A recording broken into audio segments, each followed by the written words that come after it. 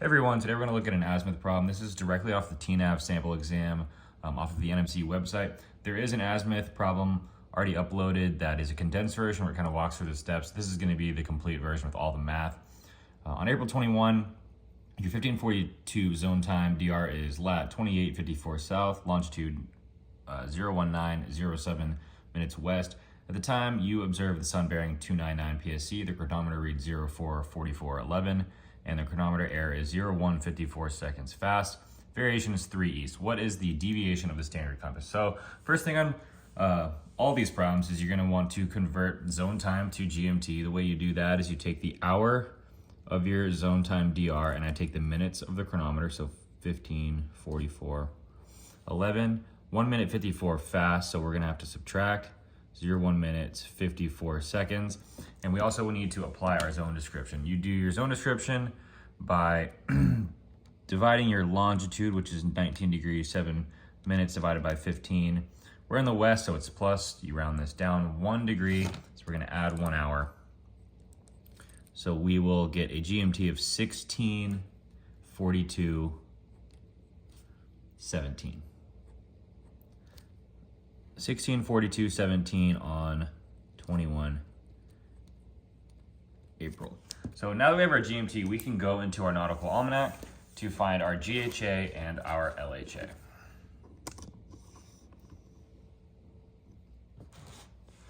So to find your GHA, you go to the hour of GMT on the correct date. So the 16th hour on 21 April. We are in 21 April. On the 16th hour, our GHA is 60 degrees, 20.3 minutes, and our declination is north 11, 58.8. You also want to take note of as you increase in each hour of your declination, if it's increasing or decreasing. In this instance, it's increasing. 59.6 is greater than 58.8. We want to make note of our little d. So we're plus 0.9.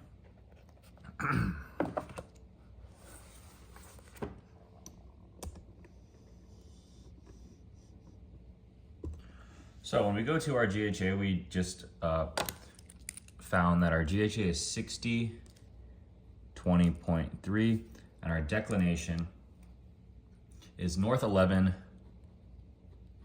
58.8. We had a plus correction of 0.9, and we'll go to the increments and minutes and seconds section, and we'll correct that. That's the next step. We'll go back into our nautical almanac to the yellow pages, and we'll go to the minute that corresponds with our GMT. So 16:42:17, we will go to our increments and corrections of 42.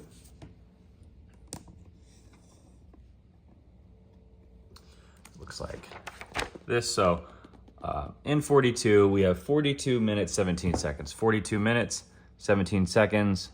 Our GHA of the sun is 10 degrees, 34.3 minutes. So we'll add that to our GHA, and then we want to find in our V or D correction 0.9, which is what we saw, our little d. Our 0.9 converts to 0.6. So our declination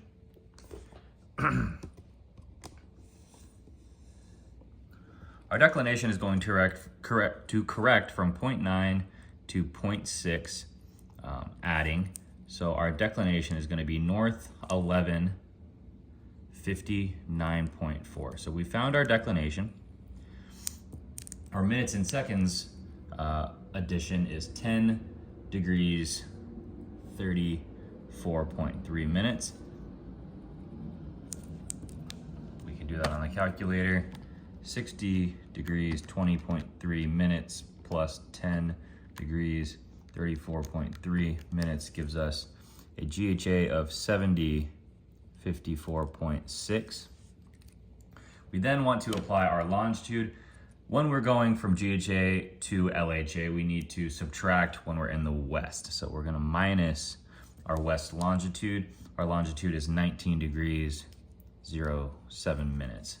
So we can take our 70 degrees, 54.6 GHA, we're applying longitude, so we'll subtract 19 degrees, 7 minutes for an LHA of 51 degrees, 47.6 minutes. Now, what you can do is you can go into this table that I've already drafted below, and you can, we can put in what our GHA, or excuse me, our LHA, our declination, and latitude. So our LHA, our declination, and our latitude. Our latitude is given in the problem as 2854 south. Our declination was just solved at north 1159.4. And our LHA is also solved 5147.6, 51 degrees, 47.6 minutes. Now, how do you fill this table out? We have what we've already solved for, which is LHA, declination, and our given latitude. We want to put the base argument, or our degrees, in the first column. So LHA is 51 degrees, declination is 11 degrees, and our latitude is 28. The other portion of this that we can fill out is our increment section, which is our minutes of our base arguments.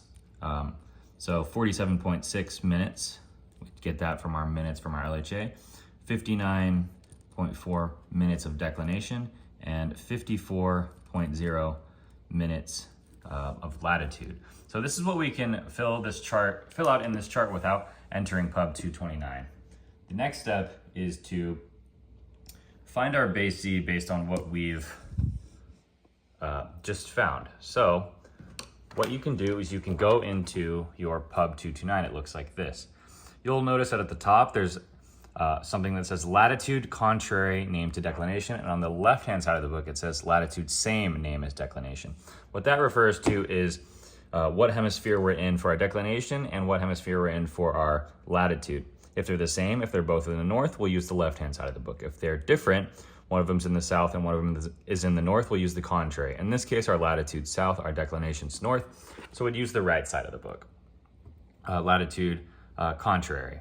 Our LHA is 51, the latitude given is 28, and our declination is 11. So LHA 51, latitude 28 will go down to 11, and we get a Z of 121.0. So that goes for base Z. 121.0, 121.0, 121.0. Now we have the next higher tab. What that means is LHA, instead of 51, we go to 52. Latitude, instead of 28, we go to 29. And our declination, instead of 11, we go to 12. So 28, 51, 12 would be the next higher declination of 121.9. Our next higher latitude would be at a declination of 11 on LHA 51, 121.4. And then our next higher LHA, we flip the page, we go to 52. Our latitude is 28. Our declination is 11, 120.3. So those are going to be our next higher for each of these entering arguments. So our declination was 121.9. Our latitude was 121.4. And our LHA was 120.3. So now we just need to find the difference in our base Z and our next higher Z. What you do for this is you will do your next higher minus your base Z. So 120.3 minus 121 is negative 0.7. 121.9 minus 121 is a positive 0.9. And 121.4 minus 121.0 is a positive 0.4. Again, we can continue on to the last part of our chart, which is our correction. The way you find this is your difference, which we've already calculated, times our increments, the seconds, and we divide that by 60.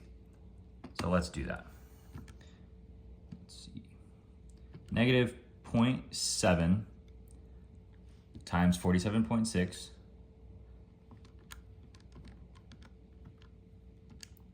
divided by 60 gives us a decimal of, negative 0.7 times 47.6 divided by 60 gives us negative 0.56. So negative 0.56 is our first correction. We have 0.9 divided by, times 59.4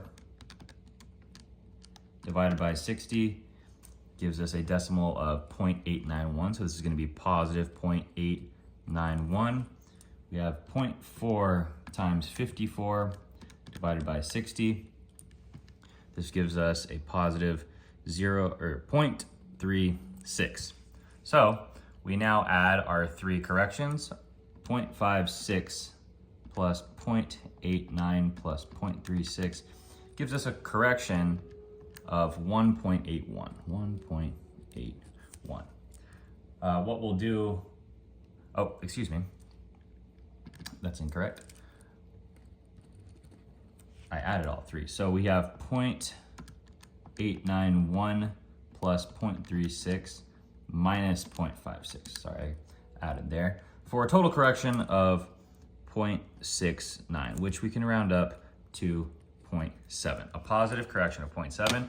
We add that to our base C to get a corrected base C. So 121.0 plus 0.7 gives us a Z of 121.7.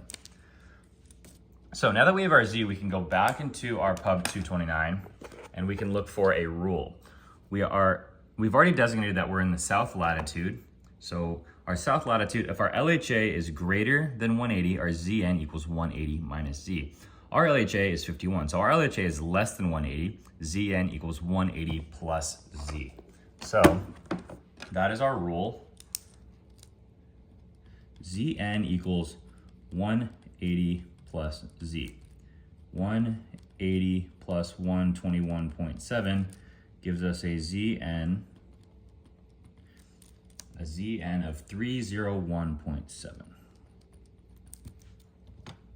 So again, 180 plus 121.7 gives us a ZN of 301.7.